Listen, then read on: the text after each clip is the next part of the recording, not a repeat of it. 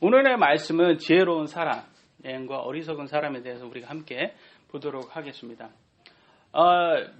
좀 됐어요. 우리가 배운 것 중에서 하나가 뭐냐면 무식한 사람들에 대해서 한번 배웠는데 기억을 하시는지 모르겠어요. 무식한 사람들.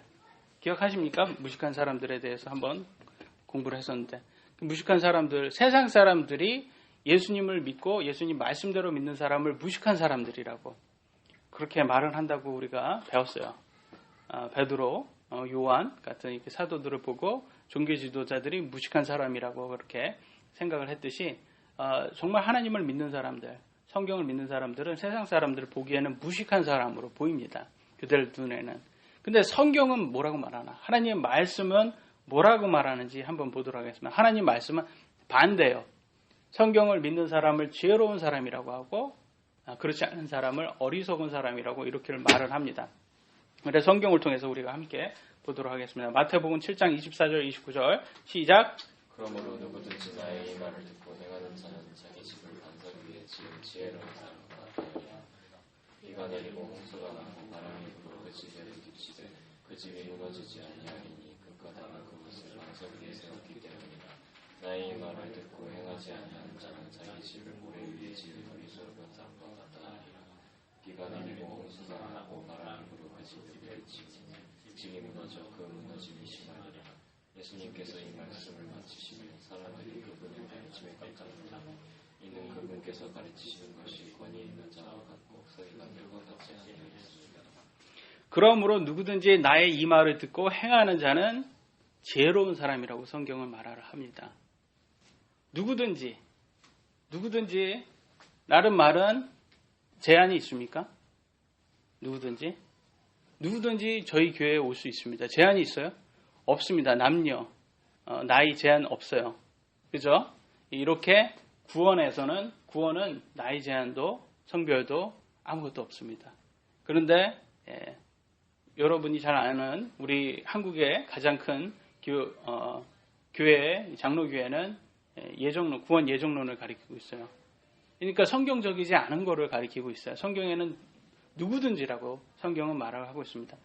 예수님께서 십자가에 못 박히시면서 유대인만 뿐만 아니라 이방인 모든 세상의 모든 민족들에게 다 구원의 계획을 주셨어요. 그렇기 때문에 그거는 조건이 없어요. 누구든지 원하면 받아갈 수 있는 선물입니다. 그런데 그거에 대해서 성경은 이렇게 말을 하고 있는데 많은 교회에서는 이제 구원 예정론을 말을 하고 있다. 좀 이런 것도 한번 우리가 이해를 하고 깨달아야 되는 큰 부분입니다. 그런 것들은 이제 비성경적이라고 우리는 말을 합니다. 누구든지 성경을 믿을 수 있다. 그리고 여기에서는 나의 이 말이라고 했습니다. 이 마태복음 7장 24절은 누가 말하는지 아십니까? 바로 예수님이 말하는 구절이에요. 그럼 누구의 말이겠어요? 예수님의 말씀이에요. 예수님의 말씀을 믿고 듣고 행하는 자는 지혜로운 사람이다. 이렇게 예수님은 말씀하십니다. 여기에서 듣는다라고 말하죠. 이 당시에는 개인 성경을 가진 사람이 없었습니다. 제가 지난주에도 말씀드렸지만 개인 성경 한 권이 여러분 봉급으로 치면 1년치 봉급이에요. 그때 당시에는 더 심했겠죠. 나중에 그랬으니까. 근데 이때 당시에는 그러니까 누구도 개인적으로 성경을 소지할 수 없었던 그런 시대니까 성경을 하나님의 말씀은 듣는 것밖에 없어요. 그러니까 믿음은 들음에서 오죠. 들으면 하나님 말씀이에요. 그러니까 하나님 말씀을 들을 수밖에 없는 거예요. 읽을 수는 없어요. 근데 오늘날은 여러분 스마트폰을 통해서도 다 성경을 볼 수가 있습니다. 그렇습니다. 성경은 이제는 믿음이 성경을 통해서 여러분 읽음으로써 충분히 올 수가 있다라는 거예요. 그러니까 여러분이 정말 믿음의 성장을 원하신다면 성경을 꼭 읽으셔야 돼요. 하루에 3장씩만 읽으면요. 1년이면 여러분 성경 전체를 다 읽을 수가 있습니다. 헌신입니다. 믿음에는 헌신이고 이것이 모든 것이 하나님께 하늘의 보물을 여러분 쌓는 거예요. 그러니까 여러분들이 이렇게 시간도 투자를 하시고 이렇게 하나님 말씀을 사랑하려는 그런 마음을 보이셔야지 하나님이 이뻐해요. 그렇잖아요. 선생님도 공부 열심히 하는 사람들이 보기 좋아하고 이쁘다고 하잖아요. 그래서 저는 어렸을 때 선생님으로부터 이쁨을 많이 못 받았어요. 왜냐면 아쉽죠? 초반에도 제가 한번 딱 이렇게 뻥 터뜨리려고 했는데 여기한테 과묵합니다. 여기는 그런데 이렇게 하나님의 말씀, 하나님도 마찬가지예요. 이렇게 하나님 말씀을 사랑하는 사람들을 하나님께서는 이뻐하시고 또 하나님께서 그들이 찾는 것을 원하는 대로 주십니다. 또 4번에 보면 듣는 것만 해서는 안 된답니다. 여기에서 뭘 해야 됩니다? 행함이 있어야 돼요. 행함이 있어야 된다. 이거를 많은 사람들이 너무 몰라요. 그러니까 오늘날 어떤 교리가 문제가 돼 있어요. 구원파가 문제가 있는 거예요. 구원파. 그냥 예수님만 믿으면 된다는 거예요. 그러면 천국 간다고 그렇게 말을 해요. 잘못된 교리입니다, 여러분. 진정한 믿음은 이렇게 행위를 동반을 해야 됩니다, 여러분. 나중에 보겠지만 그 행위라는 것을 얼등한 정할 수는 없어요. 어떻게 어떤 행위. 그러나 일정한 행위는 나올 수밖에 없습니다. 여러분, 행위가 없는 것은 뭐예요? 칭의, justification. 예수님을 믿는 그 순간에 우리가 받는 구원은 행위가 없다고 말씀드렸죠. 근데 그 다음에 있는 게 뭐예요? 성화, sanctification. 성화는 분명히 그 다음에 꼭 나오셔야 됩니다. 그게 바로 열매를 낸다 말하잖아요. 그게 바로 행위예요. 행위는 꼭 있어야 됩니다. 칭의가 있는 다음에 바로 죽지 않는 이상은 여러분 꼭 성화가 나오셔야 되는 거예요. 그래서 행위가 있어야 된다. 말로만 믿는다고 말하는 것은 성경의 야고보서에는 죽은 믿음이라고 나와 있어요. 죽은 믿음. 죽은 거예요. 죽은 거예요. 그게 진정한 믿음이 아니다. 그래서 말로만 나 크리스찬입니다 라고 해서 그러고 성경대로 믿지 않는 사람, 성경대로 이렇게 행하지 않는 사람은 잘못된 사람이다. 그래서 여기에서는 그런 사람만이 성경의 말씀을 믿고 행하는 사람만이 지혜롭다 이렇게 말을 하고 있습니다. 근데 여기에서는 믿음이 또 두 번째는 그렇게 듣고 나서 행하지 않은 사람은 어리석은 사람이라고, 또 행함이 없는 사람은 어리석은 사람이라고 이렇게 비교로 이렇게 두 가지의 예를 들어주셨습니다. 근데 여기에서 보면 믿는 사람과 믿고 행하는 사람과 듣고 행하지 않는 사람 둘 다 있는 것이 있어요. 밑줄친 거 잘 보세요. 그럼 뭐가 있어요? 고난이 있어요. 비가 있고 홍수가 있고 바람. 이게 삶의 고난입니다, 여러분. 삶의 고난은 믿는 사람이나 믿지 않는 사람이나 다 있습니다. 근데 오늘날 교회에서는 어떻게 가르쳐요? 예수님 믿으면 고난이 있다고 가르칩니까? 없다고 가르치죠. 성공하고 잘 살고 여러분이 하고자 하는 게 잘 된다고 이렇게 가르쳐야죠. 그렇게 번영복음이라고 이렇게 가르치는데 그런 거 가르쳐야지 인기가 많습니다. 우리같이 이렇게 예배 시간에 좀 약간 이렇게 보면 어두워요. 굉장히 여기는 어두워요. 예배가 참 저 혼자만 떠들고 다 어둡습니다. 그리고 제가 어떻게든 다 여러분을 잠에서 일요일날 주일날 아침에서 잠을 깨우려고 이렇게 노력을 하는데, 그런데 이게 여러분 잘 된다. 여러분도 될 수 있습니다. 여러분도 성공할 수 있습니다. 여러분 흙수저로 태어났지만 금수저 물을 수 있습니다. 이렇게 하면 여러분 좋아해요. 사람들이 좋아할 수밖에 없죠. 그런데 성경에는 그렇지 않다. 그런데 그러면 왜 삶의 고난이 이렇게 생겼을까요? 우리에게는. 삶의 고난, 이거를 성경적으로 한번 봅시다. 세상에 이런 고난, 비홍수, 바람이라는 삶의 고난이 온 것은 뭐 때문에 그러냐? 죄가 들어와서 이런 게 생겼다고 합니다. 여기서 생각을 한번 해보십시오. 여러분 여기는 없으니까 저쪽에 저희 아이가, 여러분이 사랑하는 아이가 죽을 병에 걸렸다. 생각을 해보세요. 생각도 하기 싫고 끔찍한 일입니다. 우리 어린 아이들이 암에 걸려서 투병 중인 아이들, 그래서 무슨 이상한 희귀병에 걸려서 고치지 못하고 힘든 아이들이 세상에 너무 많이 있어요. 그죠? 여러분 기사를 통해서 많이 보셨을 거예요. 근데 여러분 아이가 그렇다고 한번 생각해 보세요. 저 정말 슬프지 않겠습니까? 좀 와닿지가 않아요, 별로 다. 저만 그러나요? 제가 제일 두려운 게 그거예요. 우리 아이들이 힘든 거. 만약 우리 아이들이 죽을 병에 걸렸다. 그러면 생각하기 싫은 게 차라리 제가 죽을 병에 걸렸으면 좋겠어요. 그잖아요. 부모의 마음이 그래요. 다 똑같아요. 차라리 내가 죽으면 죽었지 내 아이가 아픈 게 못 보겠어요. 그때 이게 아플 때 슬플 때 오면 이 고통이 어디에서부터 오냐면 손끝부터 옵니다. 저리기 시작해요. 손끝부터. 이렇게 슬플 때. 그런 걸 겪어보셨습니까? 손끝에 이렇게 저리기 시작해요. 그러면서 고통이 찾아옵니다. 그때 그 고통은 어쩔 수가 없어요. 근데 그거를 많은 부모가 겪어야 돼요.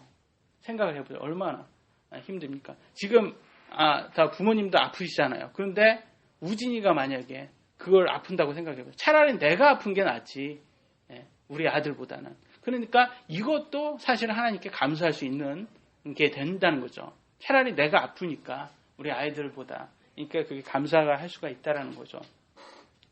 근데 왜 이런 것들이 우리 아이 같은 게 죄 없는 걔가 태어나가지고 몇 살이나 살았겠습니까? 근데 죽을 병에 걸린 아이들 보면 근데 왜 걔네들이 죽어야 됩니까? 이 세상에 아무리 똑똑한 사람들 박사들도 그것을 설명해 주는 사람은 없어요. 왜 사람이 죽어야 됩니까? 늙어서 죽는 거야. 그러면 왜 늙습니까? 그걸 알려주는 사람이 세상은 없어요. 그냥 우연히 만들어졌고 우연히 원숭이가 사람이 됐고 우연히 됐고 우연히 됐고 우연히 됐고 점점점. 이 세상의 박사들은 그거를 정답을 알려줄 수가 없습니다. 그런데 현실은 우리는 죽습니다. 사람은. 그리고 여러분 부모님이 병에 걸렸다고 생각해보자. 똑같아요. 자식의 마음도. 정말로 여기 부모님이 아프시다고 한번 생각을 해보세요. 정말 내일 얼마 못 간다. 시한부 인생이다. 생각을 한번 해보세요. 지금 확 느껴지진 않지만 그게 딱 이렇게 진실로 딱 그 때가 딱 됐다. 그러면 얘기를 상상으로 한번 해보세요. 얼마나 슬픕니까? 그 슬픔은 이루 말할 수가 없어요. 저희 아버지는 암으로 돌아가셨습니다. 몇 년 전에. 저희 아버지는 저희 아이들을 한 번도 본 적이 없어요. 직접적으로. 근데 저희 아이들을 만나기 위해서 돌아가시 전까지 영어 공부를 하셨어요. 늙은 나이에. 왜냐면 아이들을 만나면 내가 내 손주들하고 영어로 대화를 하겠다고. 그렇게 열심히 영어 공부를 하셨습니다. 돌아가시 전까지. 근데도 한 번은 아이들을 보지 못했습니다. 저 얼마나 이렇게 보면 저희 아버지를 생각하면 너무나 안쓰럽고 안타까울 뿐이에요. 근데 그거를 맞이하는 자식의 마음도 그냥 아픕니다. 그냥 아플 뿐입니다. 그래서 이런 것들을 세상 사람들은 누구도 설명해 주지 못한다. 왜 사람이 죽어야 되는지. 그런데 성경은 이걸 설명을 합니다. 로마서 6장 23절 읽도록 하겠습니다. 시작.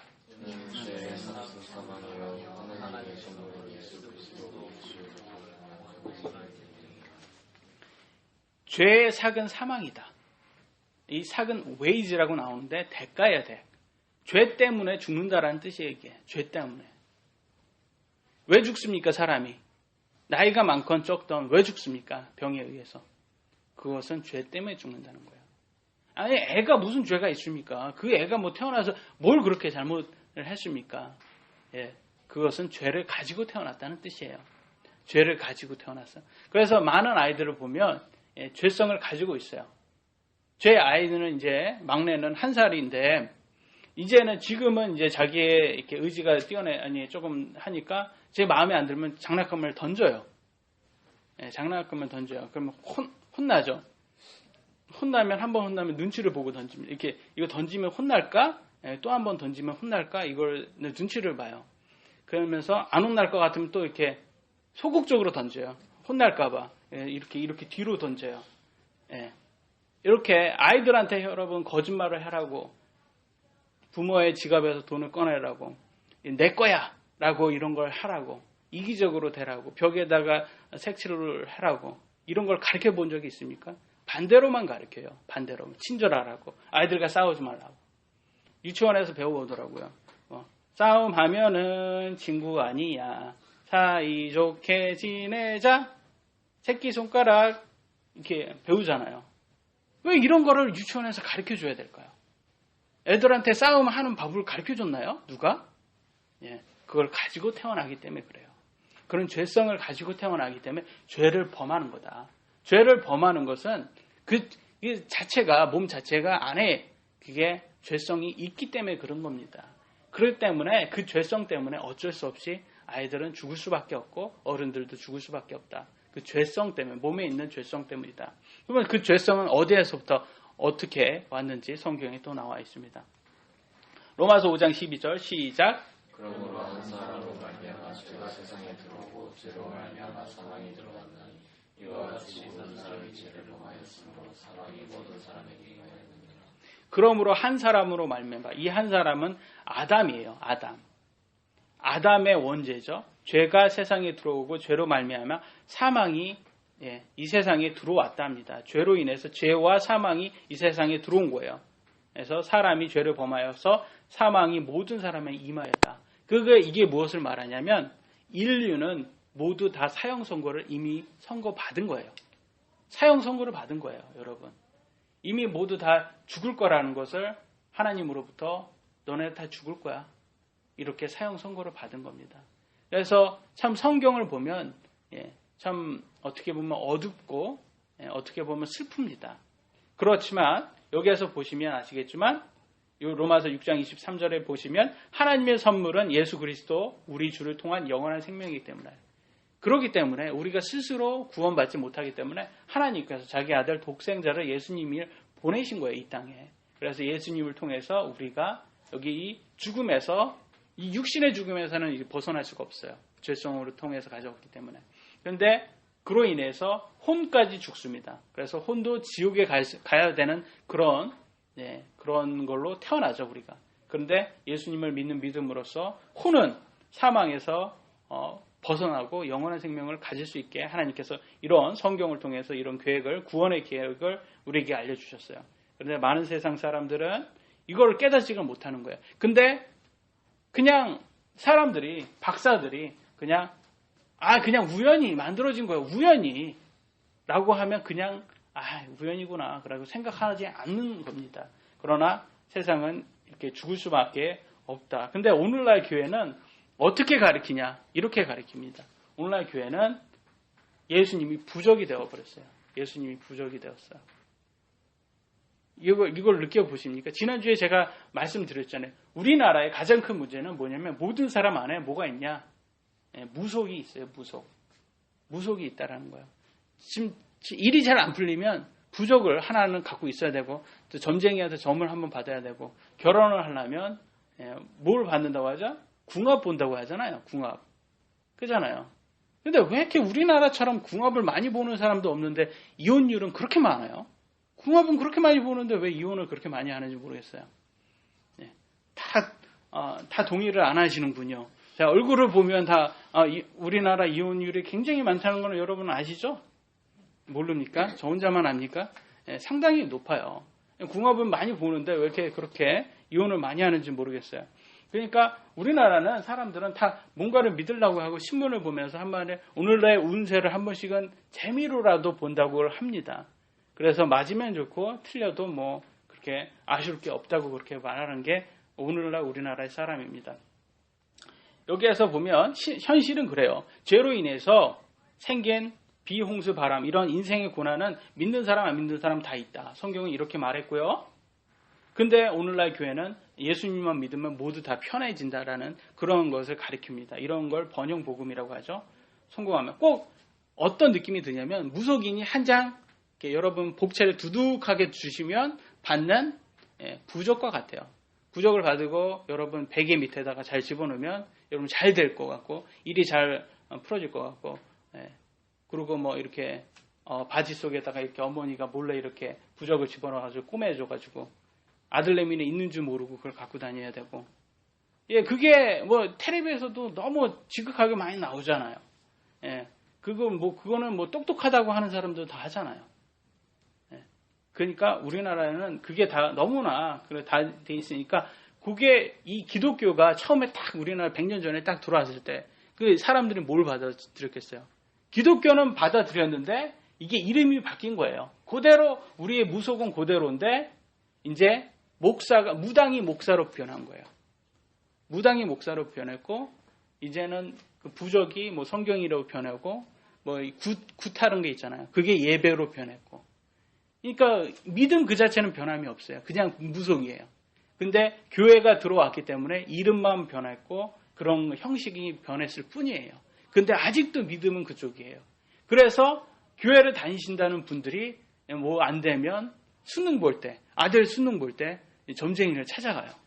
아니 교회를 그렇게 열심히 다니신다는데 새벽기도 그렇게 열심히 다니시는 분들이 어떻게 교회 아들내미 수능할 때는 꼭 그렇게 보러 다니신다 이거죠. 아무도 이거에 대해서 진지하게 생각을 안 하시네요. 저 혼자만 진지합니까 이게? 왜 오늘 분위기가 또 어둡습니다. 그래서 빨리 진행을 하도록 하겠습니다. 그래서 결론은 그렇습니다. 이런 것은 비성경적이고 믿는 사람이나 안 믿는 사람이나 모두에게 다 인생에 고난은 있다. 왜? 죄라는 것 때문에. 죄 때문에 고난이 있는 거지 그것은 믿음과 전혀 상관이 없다. 이미 이 세상은 이 죄로 인해서 저주받은 세상이에요. 더 이상 여기에서는 좋은 게 나올 수가 없어요. 우리는 저주받은 그런 몸을 가지고 태어난 사람들입니다. 그러니까 믿음 외에는 예수님을 믿는 믿음 외에는 더 이상 없는 거예요. 그런데 말씀으로 인해서 성경은 핍박을 받는다고 말씀을 믿고 말씀대로 믿으면 핍박을 받는다고 이렇게 가리킵니다. 그런데 오늘날 교회는 번영 복음을 가리켜요. 차이점을 한번 여러분 확인하셔야 돼요. 성경에는 반드시 다시 태어나야 하리라 그렇게 나왔죠? You must be born again. 지난주에 배웠죠? 요한복음 3장 7절에 나왔습니다. 다시 거듭난 사람만 천국에 간다고 말해요. 그런데 교회에서는 모태신앙을 가르쳐요. 태어날 때부터 크리스찬으로 태어난다. 엄마가 크리스찬이면 나도 크리스찬이다. 이렇게 가르쳐서 거듭나지 못하게 만들어요. 그리고 성경에서는 구원을 받으셔야 됩니다. 이렇게 말하는데 오늘날은 교회에서는 구원받는다고 그런 말하면 안 된답니다. 왜? 그러면 구원받는다고. 그러면 구원받으라고 말하면 안 된다고 해요. 그리고 침례받아야 됩니다. 성경은 이렇게 말하면 세례받아야 됩니다. 왜 침례라고 합니까? 그 개혁 성경이 다 세례라고 써 있지 않습니까? 이렇게 해서 그렇게 빼요. 그럼 오늘날 교회 이 많은 수많은 교회가 세례를 하는데 그럼 다 잘못된 교회입니까? 이렇게 반문을 해요. 성경은 침례라고 분명히 말했는데 킹 제임스를 성경을 우수한 성경입니다. 그러면 사람들이 그거 말씀 보존학회 아닙니까? 이렇게 말을 해요. 너무나 모르는 거예요. 우리나라 사람은 우물아래 개구리예요. 왜냐하면 영어 성경 중에서 가장 세상에서 널리 쓰인 게 바로 킹 제임스 영어 성경이에요. 여러분. 가장 우수한 성경이라고 이미 인증된 성경입니다. 그런데 이 인증된 우수한 성경을 쓴다고 여러분이 완벽해지지는 않습니다. 여러분 아까 말한 것대로 말씀을 믿고 행하셔야지 여러분이 가까이 가는 거지 성경이 좋은 걸 쓴다고 여러분도 완벽한 건 아니에요. 그러니까 항상 좋은 성경을 쓰는 거는 맞는데 그거에 대해서 거만해지고 그래서는 안 되고 항상 겸손해져야 됩니다. 그리고 또 성경에서는 예수님이 재림하면 뭐가 온다고 합니다. 그러니까 예수님 재림할 때 어떻게 된다고 해요? 휴거 된다고 했죠. 휴거가 뭐예요? 휴거는 예수님 재림하면 모든 교회 성도들이 다 공중으로 채워 올라가서 공중에서 예수님을 만나는 걸 휴거라고 그래요. 성경에 있어요. 근데 오늘날 교회는 그걸 안 가르쳐요. 왜 안 가르치냐? 종말론자들이 1992년에 큰 거가 있었잖아요. 그것 때문에 안 가르쳐요. 그 다음에 오늘날은 교회에서는 성경에는 이혼한 남자는 목사가 될 수가 없어요. 여자는 목사나 집사가 될 수가 없습니다. 성경이 이렇게 나와 있어요. 그런데 오늘날 교회에서는 그렇게 말하면 가부장적인 사상이다. 그런 옛날 방식이 어디냐? 2000년 전에 그런 방식을 우리가 왜 따라야 되냐? 이렇게 말을 합니다. 세상이 바뀌었으니까 이제 바뀌어야 된다 그래요. 근데 성경에서는요. 남자한테 그걸 주지 않았어요. 남자한테 목사의 자격을 주지 않았어요. 그럼 누구한테 줬습니까? 남편에게 줬습니다. 남편에게. 왜 남편에게 줬습니까? 하나님께서. 가장이잖아요. 가정을 이끄는 사람이 하나님의 집, 교회도 이끌 수 있다라고 하는 거예요. 그게 하나의 그냥 자격 조건이지 그것만 있어서는 되는 게 아니에요. 그 외에도 많은 조건들이 있습니다. 목사의 자격이. 그런데 오늘날 이혼도 하지만 안 되고 한 아내를 가지고 있어야 되고 여러 가지 자식을 통솔할 수 있어야 되고 가장으로서. 그런 게 다 있어야 되는데 오늘날 문제는 보면 목사들 자식이 제일 문제예요. 교회 가보면. 이런 것들을 보면 알 수 있지만 이런 것들이 잘못된 건데 그런 걸 너무 등한시하는 거예요. 왜냐하면 성경이 등한시하지 않고 사람들이 자기의 생각이 더 낫다고 하는 거예요. 그러면 세상 사람들은 어떻게 변했습니까? 하나님 말씀보다 자기 생각이 더 많다고 생각하고 자기가 더 많이 하나님보다 많이 안다고 외치는 사람들이 많아요. 한 예를 보내드리겠습니다. 이 사람이 있어요. 이 사람은 목사입니다. 여기 있는 사람은 목사예요. 책을 썼어요. 우리 아이 절대 교회 보내지 마라 라는 책을 썼습니다. 근데 실제 목사예요. 신학교를 나왔어요. 그리고 실제 목사라고 해요. 근데 하나님 말씀 믿지 않습니다. 이 사람은. 되면 묶여요. 그러니까 이렇게 믿지도 않는데 하나님의 말씀은 믿지도 않는다. 근데 왜 목사라는 그 타이틀은 갖고 있는지 모르겠어요. 전혀 목사의 자격이 안 되는 사람인데.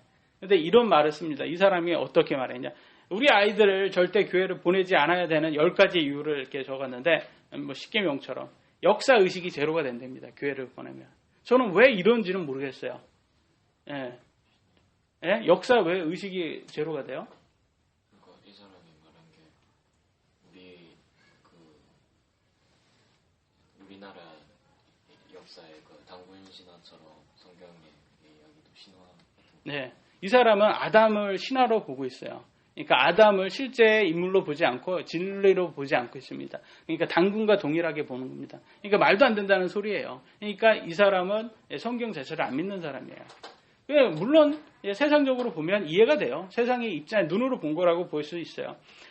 교회를 다니면 합리적인 사람이 되기 어렵다고 이렇게 말합니다. 예. 합리적인, 뭐가 합리적인지는 그 기준은 잘 알 수는 없습니다. 이중인격자가 되기 십상이다라고 말을 합니다. 여러분, 이중인격자는 어떤 걸 기준으로 이중인격자인지 모르겠지만, 예, 어딜 가도 이중인격자는 많이 있어요. 직장에 가보세요. 이중인격자 없습니까? 예, 참고로 쇼핑을 가보세요. 예, 이마트 한번 가보세요. 쇼핑. 우리가 대화를 하지 않아서 그렇지 그 안에 이중인격자 참 많거든요. 근데 우리는 그거에 대해서 상관이 없어요. 그냥 쇼핑만 하면 되는 거예요. 근데 교회에 왜 옵니까, 여러분? 이중인격자 때문에 그래요? 교회에 오는 것은 여러분께서 하나님께 경배를 드리기 위해서 오고 하나님 말씀 배우기 위해서 오는 곳이에요. 그리고 이게 이중인격자하고 아무 상관이 없는 거예요. 종교에 바보가 따로 없다 이렇게 말을. 그러니까요. 이게 그거라니까. 세상에서의 하나님을 믿는 사람의 입장에서는 무식한 사람이에요. 바보예요, 바보. 근데 성경에서는 하나님 말씀을 믿는 사람을 지혜로운 사람이라고 이렇게 말해요. 두 가지의 서로 다른 이견이 있어요. 이게 다른 의견이 있어요. 그죠? 근데 이걸 둘 중에는 여러분 하나는 선택을 하셔야 돼요. 둘 중에. 일요일에 아이들 좀 쉬고 싶다. 아이들도 좀. 근데 저는 이렇게 말하고 싶어요. 아이들은요, 월요일부터 토요일을 더 쉬고 싶어 합니다. 예. 학원을 3개씩 보내면 아이들이 힘들어요. 근데 아이들한테 한번 물어보세요. 너 일요일날 교회 갈래? 월요일부터 토요일까지 학원 쉬고, 그러면 월요일부터 토요일까지 학원 갈래? 그러면 아이들도 똑똑해요. 어떤 게 더 좋은지 알아요. 예. 아이들은 월요일부터 토요일까지 쉬고 싶습니다. 일요일날 교회 가는 게 차라리 낫습니다. 근데 세상은 그렇게 만들어 놓고 자기네들이 힘들게 만들어 놓고 그것도 이거를 일요일날은 좀 쉬고 싶다 이렇게 만들어요. 월요일날 토요일날까지는 왜 그렇게 혹사를 시키냐 말이죠. 그러니까 오늘날은 그래요. 학교에서 선생님의 교권을 다 뺏어버려요. 정부가. 그래놓고선 왕따가 왜 이렇게 심하게 나는지 모르겠다. 학교에서 이렇게 폭력이 심한지 모르겠다. 그래놓아요. 아이들의 선생님의 교권을 다 뺏어놓고 선생님의 힘을 다 빼놓고 이 나라는 그래요. 그래 뭐 이런 거를 정부에 대해서 하나님의 말씀을 믿지 않고 다 반대로 가고 부도덕적이게 그렇게 만들어 놓고 그냥 공부만 잘하면 의과대를 나와도 공부만 잘하면 그렇게 도덕성이 없어도 그 정직하지 못해도 다 괜찮다고 가르쳐 놓고선 이제 와서는 학교에서 성폭행으로 인해서 이슈가 이렇게 많이 증가하고 있다라고 그걸 많이 하고 있어요. 자기네들이 그렇게 가르쳐 놓고선 도덕은 그렇게 지금은 정영근한테 들었는데 도덕이 없답니다. 학교에서. 더 이상 도덕과 윤리 그런 걸 안 가르친다고 합니다. 그런 거를 중요시하지 않아 놓고선 그냥 똑똑하기만 하면 되는 그런 사회에서 그러니까 자기네들이 문제를 야기시켜 놓고서 왜 그거 되는지 모른다는 게 너무 참 안타까울 뿐입니다. 그리고 교회는 죄인 양성수다 이렇게 말을 하고 있어요. 아니에요. 교회를 다니지 않던 모든 사람은 다 죄인입니다. 교회를 와서 그 죄를 깨달을 수 있는 거죠. 남을 배척하는 꼴통이 된다. 남을 배척하는 것은 누구나 다 배척을 합니다. 여러분. 경쟁력에서 뒤처진다. 모르겠어요. 여러분 경쟁력이 뒤처집니까? 여기 똑똑한 친구들 여기 있는데 그건 교회 다녀서 똑똑하지 못한 게 아니라 자기가 열심히 안 해서 그런 거예요. 여러분. 그건 상관이 없어요. 세뇌 남은 남의 이야기가 아니다. 예, 이건 제가 하고 싶어요. 예, 원숭이가 사람이 된 거 참 그게 도저히 이해가 안 됩니다. 그게 세뇌예요, 여러분. 여지까지 우리가 세상에서 받아온 그런 것들이 다 세뇌당하는데 어떤 게 진리라고 자기네들이 진리라고 계속 우기고 있어요. 똑같아요. 교회는 곧 사라질 운명이다. 이렇게 말하고 하고 있습니다. 이제는 예언까지 하고 있어요, 이 사람이. 세상이 보는 이게 시각이에요. 이게 오늘날 세상이 보는 시각입니다. 근데 실제로 교회는 곧 사라진다는 것은 정답이 맞습니다. 우리가 예수님이 재림하는 그날 모두 교회 성도들은 다 공중으로 채워 올라간다고 했잖아요. 사라집니다. 근데 그때는 심판의 날의 시작이에요. 남아있는 사람들한테는 저주다라는 거예요. 성경에서는. 교회가 없어지면 이 세상에는 심판이 시작된다는 거예요. 더 안 좋은 건데 그것을 깨닫지 못하는 거죠. 참 안타깝습니다. 씨 뿌리는 자에 대한 비유를 한번 보도록 하겠습니다. 마가복음 4장 14절로 20절 시작. 씨 뿌리는 자는 말씀을 뿌리는 것이라. 말씀이 길가에 뿌려졌다는 것은 이들이 가르쳐 있는 말씀을 들었을 때 사탄이 즉시 와서 먼저도 뿌려진 말씀을 빼앗아 가는 자들이 또 이와 같이 돌밭에 뿌려졌다는 것은 이들을 가리키는 것이니 곧 말씀을 들을 때 즉시 기쁨으로 간다. 그 속에 뿌리는 말씀으로 정신이 견디다가 우리의 말씀으로 나야구나 핍박이 일어날 때에는 고치고 싶다는 자들이요. 가시나무 사이에 뿌려졌다는 것은 이들을 가리키는 것이니 곧 말씀을 듣을 때 이 세상의 염려와 재물의 속임수와 다른 것에 대한 정욕이 들어와 말씀을 숨막히게 하여 생명의 질병이 된 자들이요. 좋은 땅에 뿌려졌다는 것은 이들을 가리키는 것이니 그 말씀을 듣고 알아들여 어떤 것은 30대, 어떤 것은 60대, 어떤 것은 100배의 열매를 내는 자들이다. 씨 뿌린 자의 비유입니다. 예수님께서는 우리 사람들에게 네 가지의 마음이 있다고, 네 가지의 다른 종류의 사람의 마음이 있다고 말합니다. 어떤 사람의 마음은 길가와 같대요. 그래서 여기에서 씨라는 건 하나님의 말씀이에요. 하나님 말씀을 딱 들으면 딱 길가는 바로 여기에서 새가 사탄이 셉니다. 새가 와서 그 씨를 채워가는 것처럼 말씀을 채워간다고 합니다. 그래서 하나님 말씀을 듣고도 믿음이 안 생기는 사람들은 누가 그걸 채워가기 때문에 그 말씀을 사탄이 채워가기 때문에 그렇습니다. 그런 사람의 마음은 길가와 같다고 해요. 두 번째는 돌밭이에요. 돌밭을 가진 사람의 마음은 이렇게 말씀을 인하는데 그렇게 고난이 오고 핍박이 오면 그냥 그걸 버려버리고 그냥 말씀을 버려버리고 세상적으로 사는 사람들이에요. 돌밭과 같은 사람들이 상당히 많습니다. 근데 여기에서 보면 말씀은 성경은 말하잖아요. 항상 말씀 받으면 이렇게 핍박이 온다라고 그렇게 성경은 이렇게 말을 하고 있어요. 근데 사람들은 교회에 가면 성공한다고 그런 얘기 들으니까 이게 맞지가 않은 거예요. 잘못된 거다 그런 거는. 근데 여기에서 성경은 분명히 고난이 온다, 핍박이 온다. 근데 그거에서 만약에 교회 이렇게 성경으로 봤을 때 우리가 술을 먹으면 안 되는구나. 근데 직장에 딱 갔는데 술 안 먹으니까 왕따 당하고 술 안 먹으니까 직장 생활을 힘들잖아요. 그럼 고난이잖아요, 그게. 그럴 때는 어떻게 하겠어요? 여러분 믿음을 선택을 하겠습니까? 아니면 직장 생활 잘하려고 그런 사람들한테 인정받으려는 그런 걸 하겠습니까? 그건 여러분의 선택인 거예요. 근데 여기에서 돌밭은 그런 게 왔을 때 말씀을 버려버린다고 이렇게 말을 하고 있어요. 또 하나는 가시나 운무 사유에 같다. 세상의 염려와 재물의 속임수와 다른 것에 인해 정욕에 인해서 하나님 말씀을 믿지 않는 거예요. 여기에서 뭐라고 합니까? 재물의 속임수라고 나와 있어요. 재물의 속임수. 여러분 이 재물이라는 것은 보기에는 좋습니다. 근데 그게 분명히 성경은 속임수라고 말을 하고 있습니다. 여러분이 얼마나 많은 돈을 가져야지 행복합니까? 정한군 얼마 가지면 행복할 것 같아요? 옛날엔 10억인데 요즘은 10억은 안 된답니다. 저도 100억은 돼야 된다고 하는데 100억이 좀 되면 행복할 것 같아요?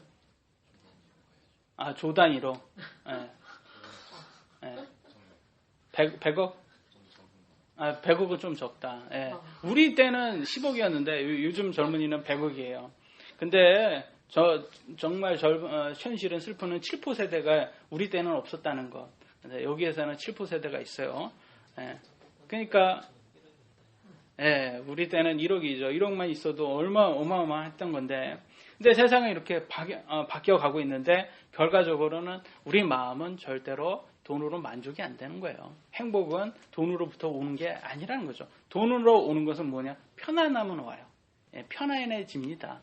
편하잖아요. 돈이 많으면 편해지지만 그로 인해서 더 많은 악한 것들이 올 수가 있고 유혹도 올 수가 있어요. 그래서 믿음이 크지 않은 사람들한테는 이거는 오히려 더 유혹들이기 때문에 나쁜 겁니다.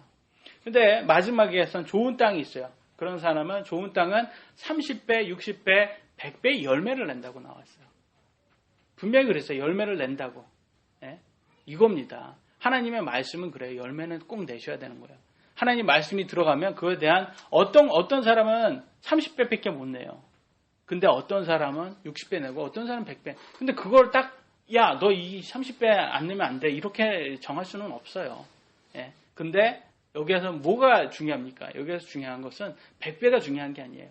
열매를 낸다는 게 중요한 겁니다. 그러니까 꼭 말씀을 들으면 믿은 사람은 행위가 꼭 나오셔야 된다는 거예요. 그게 어떤 행위든지 행위는 꼭 나와야 된다. 근데 여기에서 보면 열매가 안 나오잖아요. 열매가 안 나오면 어떻게 되는 줄 아세요? 열매가 안 나오는 사람은 성경이 이렇게 나온답니다. 마태복음 3장 10절 읽겠습니다. 시작. 또한 비가 이제라고 구별을 했으니 그러므로 좋은 열매를 맺지 않는 나라마다 무섭지 않습니까? 열매가 없는 것은 다 불에 던져진다 이거예요. 그래서 예수님은 열매가 없는 것은 참 믿음이 아닌 사람들은 다 지옥으로 보내는 거예요. 이것입니다. 그것은 산타크로스가 아니에요. 예수님은. 세상은 산타크로스로 바꿔버렸어요. 예수님. 크리스마스 그러면 산타크로스. 그래서 울면 안 돼 그러잖아요. 저희 때는 짬뽕 안 돼 뭐 이런 걸 많이 했었는데 요즘은 재미없겠죠? 재미없죠? 알아요. 저도 그냥 저도 저희 아이들도 막 이렇게 선물한데 다음날 2부 때 저녁에 산타크로스가 와서 선물을 주냐고 유치원에서 배운 거예요. 우리는 안 그래요. 왜 우리가 산 거를 우리가 열심히 번 돈으로 선물 샀는데 왜 그걸 산타크로스한테 뭐 다 합니까? 아니라고. 엄마 아빠하고 많은 집 식구들이 사가지고 준비한 선물이다고. 산타크로스는 그런 걸 우리는 안 믿는다고. 우리는 말을 해요. 우리 아이들한테는. 근데 세상은 그게 순수함을 잃어버린다고 그렇게 말을 하죠. 산타크로스 믿는다고 순수함이 있습니까? 그건 저는 이해가 안 돼요. 왜 산타크로스가 우리나라는 굴뚝도 없어요. 왜 그런 거를 왜 산타크로스가 어떻게 들어옵니까? 산타크로스가 왜 뚱뚱한지 아십니까? 코카콜라를 너무 많이 마셨기 때문에 뚱뚱한 거예요. 그러고 요만큼 하고 빨리 넘어가겠습니다. 정말로 참 믿음은 어떻게 행위가 나와야 된다. 근데 여기에서 말로는 간다고 하고 가지 않는 사람들의 또 비유가 나와 있어요. 그것은 말로는 믿는다고 하고 믿지 않는 사람의 비유로 보면 됩니다. 마태복음 21장 28절로 31절 시작. 그런데 내 생각이 어떠하냐. 믿는 사람에게 두 아들이 있는데 그가 첫째 위에 가서 이르되 아들아 오늘 포도원에 가서 일하라매 그에 대답하되 가지 아니하니까 하고 그 뒤에 뉘우치고 갔고 그가 둘째에 가서 또 그와 같이 말하니 그가 대답하여 이르되 아버지여 가겠나이다 하고는 가지 아니하였으니 그 둘 중에 누가 자기 아버지의 뜻을 행하였느냐 하시니 그들이 그분께 이르되 첫째 아들이라. 예수님께서 그들에게 이르시되 진실로 내가 너희에게 이르노니 세리들과 자기들이 너희보다 먼저 하느님의 왕국에 들어가느니라. 여기에서는 이렇게 비유로 이렇게 예수님께서 주셨는데 첫째 아들은 천반에 안 간다고 하고 갔어요. 두 번째 아들은 간다고 하고 안 갔어요. 중요한 게 어디에서 나옵니까? 하냐 안 하냐예요. 말은 어떻게 하느냐가 중요한 게 아니라 이거예요. 하냐 안 하냐가 중요하다. 결과적으로는. 근데 종교 지도자들은 한다고 해놓고선 안 했어요. 둘째 아들처럼. 예수님 저 믿습니다 하고 안 하는 사람은 그 있고 또 믿지 않는다고 하고 나중에 회개하고 뉘우치고 하는 사람이 있어요. 그러니까 정치인들 그때 종교 지도자들이 어떻게 보시면 되느냐. 종교 지도자들이 바로 정치인들, 오늘날 정치인들을 보시면 돼요. 정치인들 말은 잘하잖아요. 말은 어떻게 그렇게 잘하잖아요. 세상이 변할 것 같아요. 근데 합니까? 안 한다는 거예요. 그런 사람이 되지 말라라고 말을 하고 있어요. 그래서 천국에 가기 위해서는 꼭 뭐가 있어야 됩니까? 뉘우침, 회개가 꼭 있어야 된다고 성경은 말을 하고 있습니다. 마태복음 4장 17절 시작. 이때부터 예수님께서 비로소 과에 이르시되 회개하라 하늘의 왕국이 가까이 왔느니라 하시더라. 여러분 그러면 여기에서 회개라는 것, 뉘우침이라는 건 뭘 뜻할까요? 너무 어려운가면 제가 좀 설명해 드릴게요. 뭐냐? 여지까지 여러분이 배워왔던 그런 모든 사상들 있잖아요. 믿음들. 모든 거 있잖아요. 학교에서 배운 거라든지 누구한테 세상한테 배운 모든 것들을 과감하게 버리라는 거예요. 버리라는 거예요. 그리고 진리는 성경이구나. 하나님 말씀을 받아들이라는 거예요. 이게 뉘우침이에요. 이게 회개입니다. 이해되십니까? 다른 것이 아니에요. 여러분의 믿음 자체를 바꾸라는 거예요. 옛날의 세상적인 믿음에서 성경으로 바꾸라는 거예요. 이게 바로 회개고 뉘우침이다. 그럼 바꾸면 뭐합니까? 큰아들처럼 앞에서는 가지 않는다고 하고 뒤에서는 가는 거예요. 한 아버지의 말을 따라서 그렇게 되는 거예요. 여기에서 이렇게 비홍수, 바람, 지혜로운 사람이 집이 무너지지 않는다고 이렇게 말을 하고 있습니다. 그 이유는 뭐냐면 여기 보면 25절 마지막에 그 집이 무너지지 아니하니 그 까닭은 그것을 반석 위에 세웠기 때문이라 이렇게 나왔어요. 반석이 뭐냐면 For it was founded upon a rock 이렇게 나왔어요. 반석은 뭐냐? 반석은 바로 기초, 반석에 대해서 우리가 배워요. 이 반석 위에 우리가 집을 세웠기 때문에 여러분 이 집은 무너지지 않는다고 해놨어요. 그럼 그 반석은 뭐냐? 성경으로 확인을 해봐야 되겠죠. 고린도전서 10장 4절 시작. 모두가 같은 영적을 마셨느니라 이는 그들이 자기를 따라가던 영적 반석으로부터 마셨기 때문이니 그 반석은 곧 그리스도였느니라. 예, 반석은 예수 그리스도예요. 다른 것이 아닙니다. 믿음은 여러분 예수 그리스도 외에는 다른 게 없다라는 거예요. 고린도전서 3장 11절 시작. 이는 이미 놓은 기초 외에 능히 다른 기초를 놓을 자가 아무도 없기 때문이니 이 기초는 곧 예수 그리스도시라. 예, 예수 기초 외에는 우리한테는 다른 기초는 없습니다. 그러면 교회는 어떤 기초를 두어야 되나? 바로 이겁니다. 마태복음 16장 18절 시작.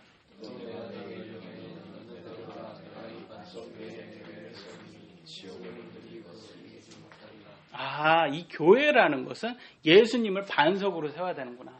그래야지 그 교회가 지옥이 데려가지를 못하구나. 지옥이 이기지 못한다. 지옥이 그런 교회는 데려가지 못한 거야. 그런 교회는 뭐예요? 성도잖아요. 그런 성도는 데려가지 못한 거야. 진짜 지옥 가지 않는 성도가 되기 위해서는 어떻게 됩니까? 여러분 반석을 예수님으로 믿으셔야 된다는 거예요. 예수님이 여러분의 오직 반석이다. 교회는 누구 것이며 무엇으로 결정되는가?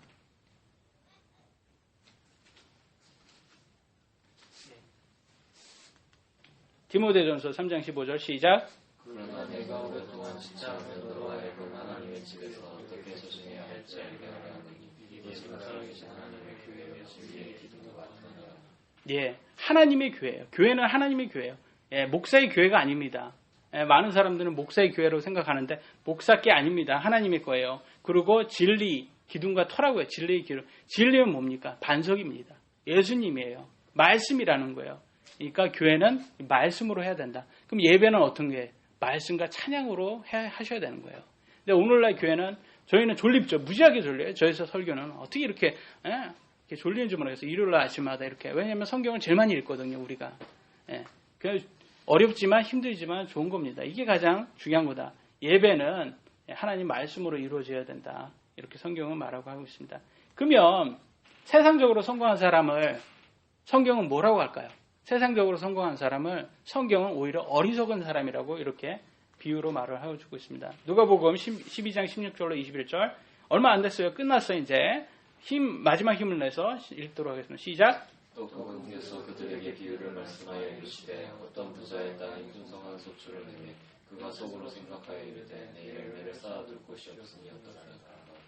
또 이르되 내가 이렇게 하리라. 내 국가를 말고 더 크게 지어 거기에 내 모든 열매와 물건을 쌓아두고 또 내 혼에게 말하기를 원하는 열매를 내 동안 쓸만한 물건을 쌓아두었으니 편안히 쉬고 먹고 마시고 즐거워하라 하리라 하였느니라.